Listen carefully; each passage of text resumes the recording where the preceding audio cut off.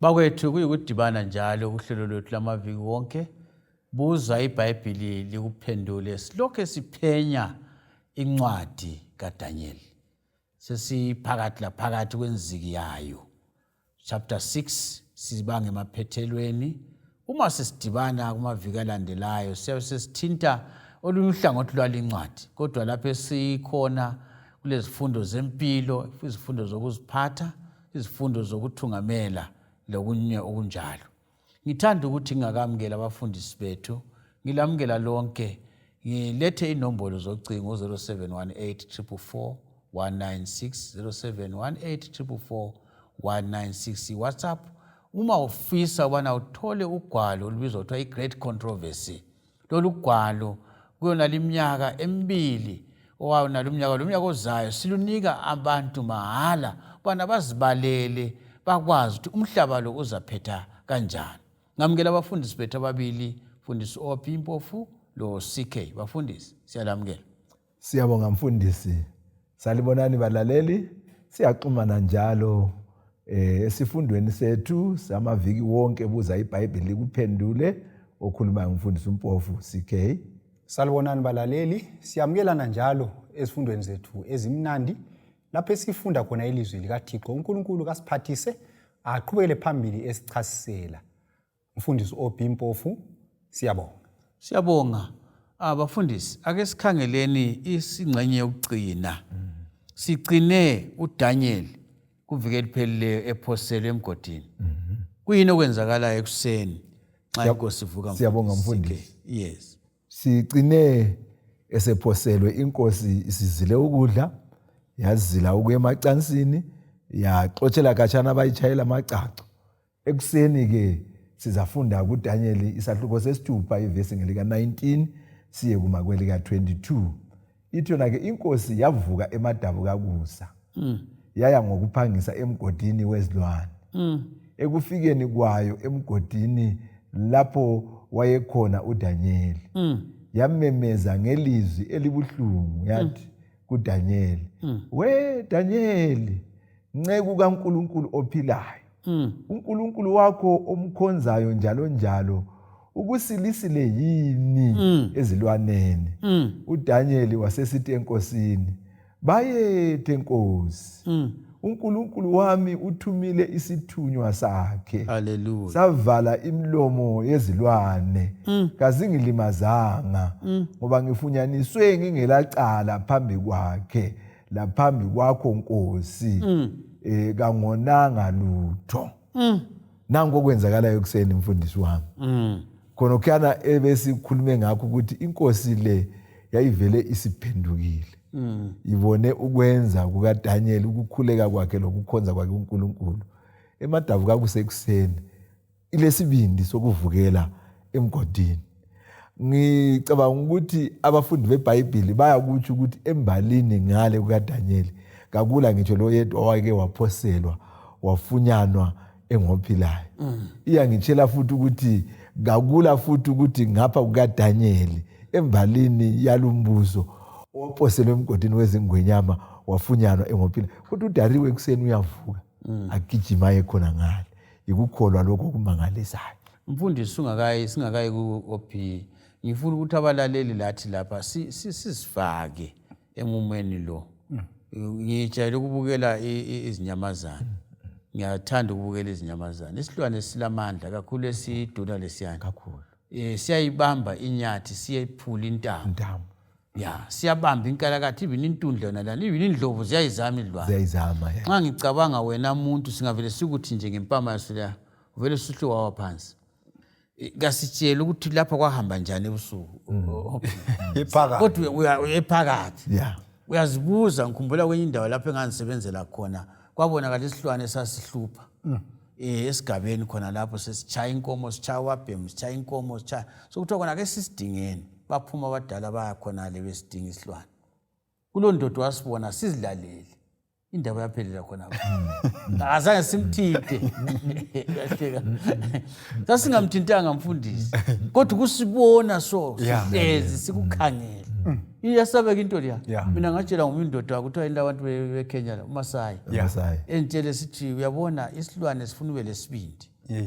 ngoba nxa ungalasibindi uyakhwela ehlahleni sameva ungezwanga ukuthi kuyahlatshwa uzabona ngemva ukuthi uhlatshwe ngameva vele usuvuza igazi umzimba wonke hey madoda isilwane sisabe ngizama ukuthi engqondweni yakho ungacabanga asuso silwane esisodwa ziningi mhlambi wazo so khonapho uyazibuza ukuthi kuyini okwayenzakalayo nxa wayefika phansi lapha yeah kodwa ke ngibona ngani umfundisi sekuchasisile ukuthi la uDaniel azathi angilacala ngibona ukuqhakathekile khona kho ngoba nxa ngabe welecala enxa ngakafikanga phansi zaziyamqeda uthi kangilacala uNkulunkulu umvikele nxa sisiya phambili umfundisi OP inkosi ithini ke la mhlawumbe ngingakhuluma futhi laphana ngezelela ngokuthi ngithathekiswa ukuthi uDaniel uthi inkosi ithumele ingilosi yeah kukuhle ukuthi sikukhuluma ukuthi kule ngilosi esivikela abantwana bakaNkulunkulu itsho njalo uHubo ngu34 verse ngu7 ingilosi kaNkulunkulu ihlezi izungeza kulabo abayesaba inkosi iyabasiza so kwezinye izikhathi njengamaKristu siphilele evalweni abanye abantu angavela babekwazi ukuthi kulo muntu oloya umbo umthatha sebeqhuqaqhuqa baze bagcine besenza ezinye izinto hayi ungayikhatshana anti awuthi isikhova singadlula sikhale usuka bayabaphosela isawuthi kunjalo ukhona umunye wahamba nomundoda ethi ngezwa choka phosela isawuthi kunjalo so lapha sifunda ukuthi amaKristu alothango olubabili uthango lwezingilosi uSathani kaluchaphi lolo thango engavunyelwanga akachapi khona pengavunyelwa yikho ungafundela kuJobe ngale waze wahamba uNkulunkulu wathi uJobe phela umbiyele wena wayesezamile ukuyachapha wathola kuvaliwe so singesabi kulothango lwezingilosi olusibiyele haleluya asiyo yini indaba esiyikhuluma kaElisha lana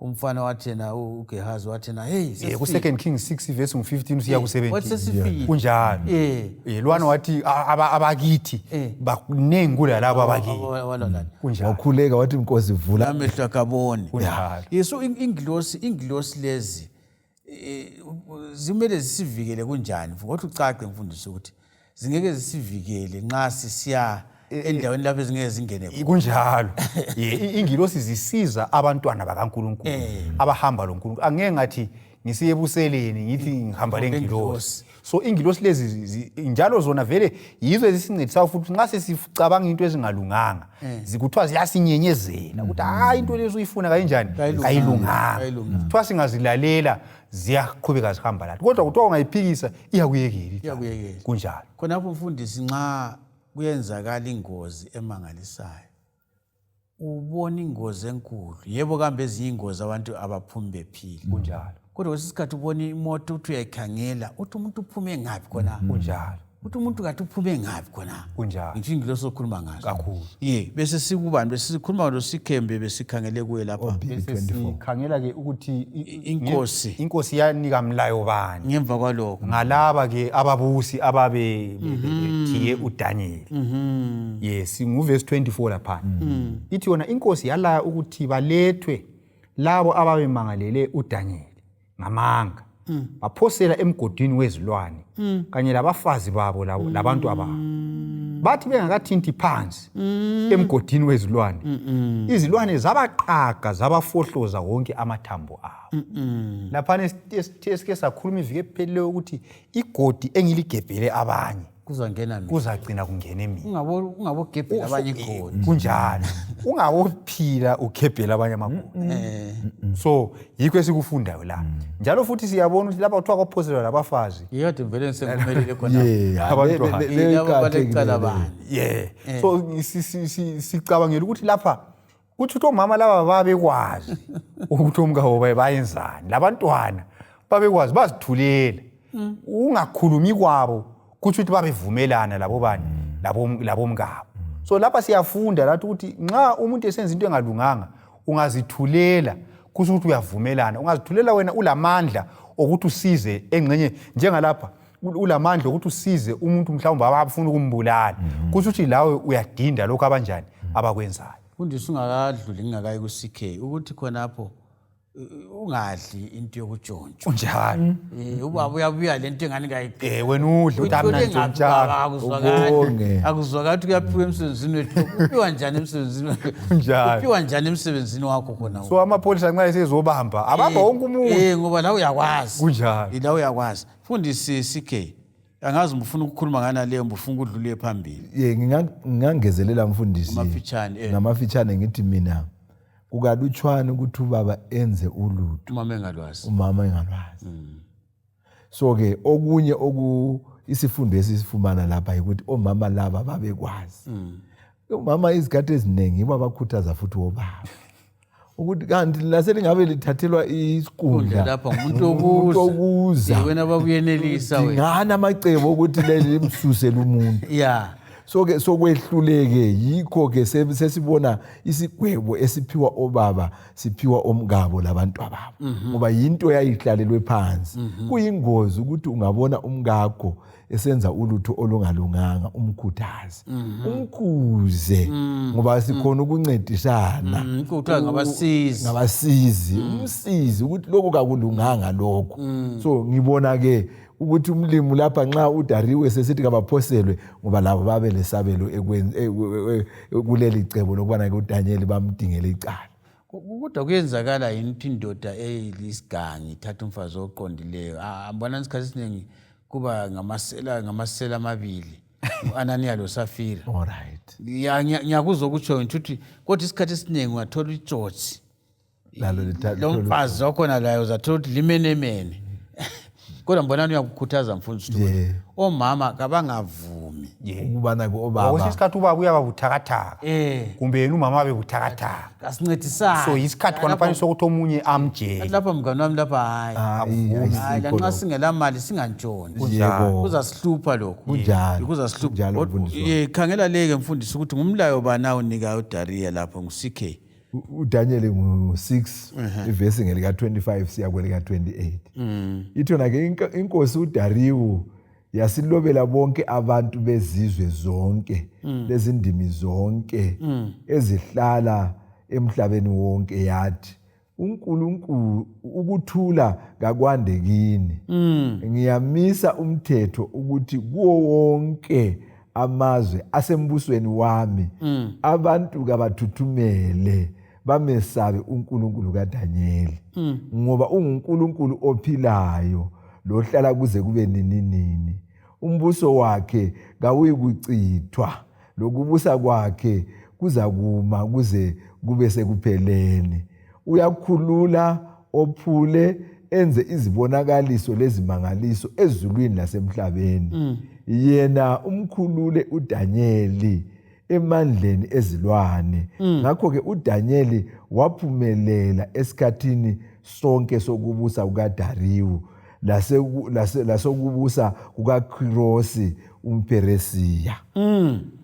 Ngamanye amazwi ngokuma okwenziwa nguDanieli emela ukukholwa kwakhe. Sithola uDariyu esenguye osechumayela inchumayelo engxenye uDaniel ayengeke wayichumayela emhlabeni wonke ezizweni zonke ezazakhile embusweni okhona ngaleso sikhathi.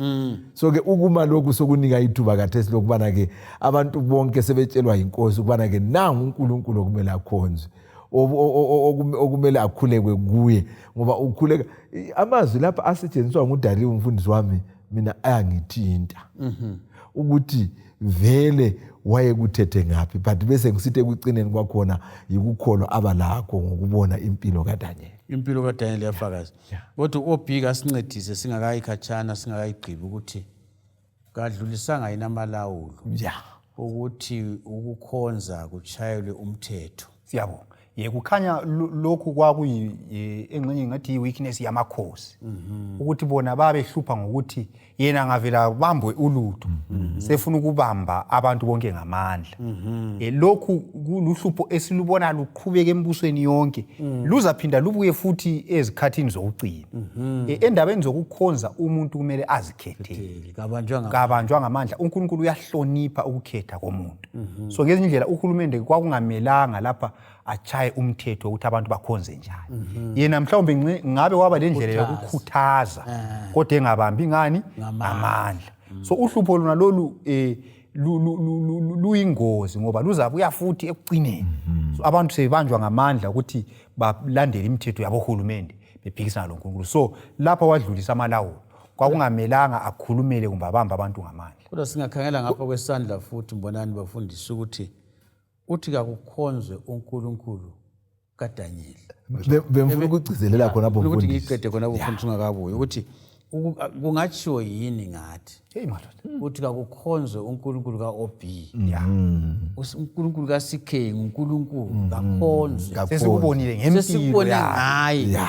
Ngoba uthi kakukhonzwe ngala qiniso la uthi uNkulunkulu onjani kodwa sebonile izenzo zakhe. ngoDanyeli kunjalo. Usithi nifundisa. Bemfuna ukuqathanisa umlayo okhutshwa nguDariyu lo mlayo owakhutshwa nguNebukadnezar. uNebukadnezar wathi wafaka isigwebo sokufa kulo ozatholakala emelana loNkulunkulu kabani kaDanyeli. But lo uDariyu lo uthi kakhonzwe abantu bathuthumele. So ngicabanga ukuthi nxa singathatha isilinganiso sesigwebo yena akafaki isigwebo lapha kodwa mbona ngazani ukukhuthaza okuthile. Kodwa ke esikubalekelayo kuphela ukuthi amakhosi omhlaba kangabi efaka imithetho enjalo. Kodwa mbona ngazani lokhu kuyitestimony ngoba uthi yena ke izimangaliso azenzayo la ngendlela akhulule ngayo ukhulule uDanyeli ngendlela enjani emangalisayo. Mbonana besikubalekela ukuthi lapho elamele security I make a decree. Right. Kuba ngumthetho. ngumthetho. So kufana le constitution. Akusaguquki. Ngabe yena wayekhuthazile ukuthi hayi bantu ngiyalikhuthaza. Sizama ukuthi sitshengise ukuthi uNkulunkulu kabambi ngani amandla. Asiqede nini sikhangela impilo yomthandazo lobudlelwano loNkulunkulu obi sithini lapha ngoDanyeli. So sifunda lapha ukuthi uDanyeli usipha isibonelo esihle. Kwesinye isikhathi nxa ulokhu ufunda ngempilo zikaDanyeli labangani bakhe uyamangala sibili ukuthi isibindi sokuthi bangene emgodini wezilwane babezithatha ngaphi. Kodwa impendulo siyayithola lapho ukuthi babe lobudlelwano loNkulunkulu. Impilo yomthandazo. Impilo yomthandazo. Kangisoze ngivuke sengisithi ngingaphosela emgodini wezilwane ngingakhuleki. Kulabanye abantu lakhathesi abacabanga ukuthi bona bazakuma ngesikhathi sensuku zokucina. Lapho uhulumende sebetshaya imithetho ephikisana loNkulunkulu. Kodwa khathesi abakhuleki. Kodwa khathesi ababali iBhayibheli. Babona sengathi bona kuzazenzakalela. Siyaphunga uvuka vele sesiqinile. Aso masalamusi. So sifunda ukuthi uDanyeli wayekwazi uJohane 17:3 ithi yona lokhu yikuphila okuphakade. Uba bakwazi wena wedwa uNkulunkulu weqiniso loKristu omthumileyo.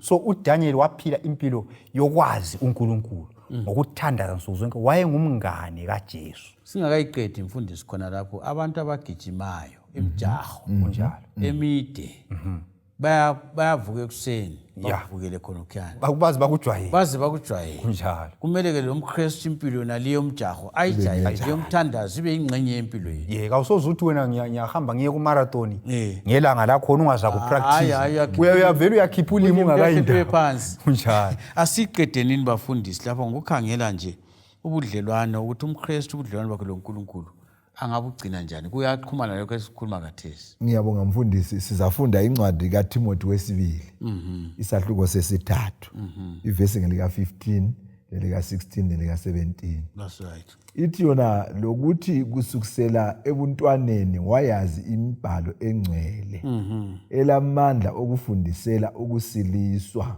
ngokukholwa kuKristu Jesu. Abe sesithi yonke imibhalo yafunzelelwa ngumoya kaNkulunkulu ilungele ukufundisa lokukhalimela lokuqondisa lokufundisela ukulunga ukuze umuntu kaNkulunkulu aphelele alungiselwe yonke imisebenzi emihle. Yonke imibhalo ashi omunye umbhalo. U15 uthi yena ke wabayazi kusukisela ngapi ebuntwaneni. Kusitsho ukuthi impilo leyi yabo Danyeli leyi labangani bakhe leyi siyibona isiba yintshumayelo emakhosini lezizwe lezi lembuso abahlanganyela kuyo ngoba impalo bayifunda kusukisela ebuntwaneni. Ngenye indlela mfundisi abazali abasilaleleyo la abantwana kasibafundiseni imbalo kunjalo mfundisi. kasibafundiseni ziningi izinto abangazenza kodwa phezulu kwezinto lezo kabafundi imbalo. Opi isikhathi sesingani Sithi thina impilo yesiKristu lobudlelwano loNkulunkulu kungagcinakala nxa ngikhuleka nsuku zonke. Kungagcinakala nxa ngifunda iBhayibheli nsuku zonke. Okunye futhi esikufundayo uDaniel impilo yakhe yaba yintshumayelo. Kungagcinakala nxa ngifakazela uJesu kwabanye abantu. Ngitshela abanye abantu ngoJesu. Izinto lezi zontathu, ukukhuleka ukubala iBhayibheli lokufakazela uJesu, zimpande zesiKristu. Umuntu angazenza nsuku zonke zibe ngumkhuba wakhe, zibe yinsakavukela wakhe, ukukholwa kwakhe kuyakhula. Balaleli, siyabonga ngilethemba lokuthi siyaphathiseka kulesi sigaba esisigqibayo ngempilo kaDaniel. Ebantwaneni bethu bakhulise ngelizwi likaNkulunkulu. Kwabatsha bethu ingoma sikhulume ngayo, dare to be a Daniel, dare to stand alone, dare to make a purpose firm, dare to make it known. Woba nguDaniel, kwaziwe ukuthi uNkulunkulu yamkhonza. Labadala besemsebenzini, kumbe lapho esihlala khona ngemakhaya, kumbe sisemadolobheni lapho esikhona, abantu kabamazi uNkulunkulu ophilayo esimkhonzayo. Kube ubufakazi njengencwadi kaDaniel esiyifundayo. Inombolo zocingo 0718 44196, 0718 44196. Uyathumela umbiko wakho we-WhatsApp. Ngicela ibhuku elithi lona Great Controversy. Sizalungisa ubana sikuncedise njani ngalolu gwalo olumangalisayo. Inkosi lomusa lilothando kayilugcine ilivikele. Sidibane njalo kuvikelizayo. Siyabonga.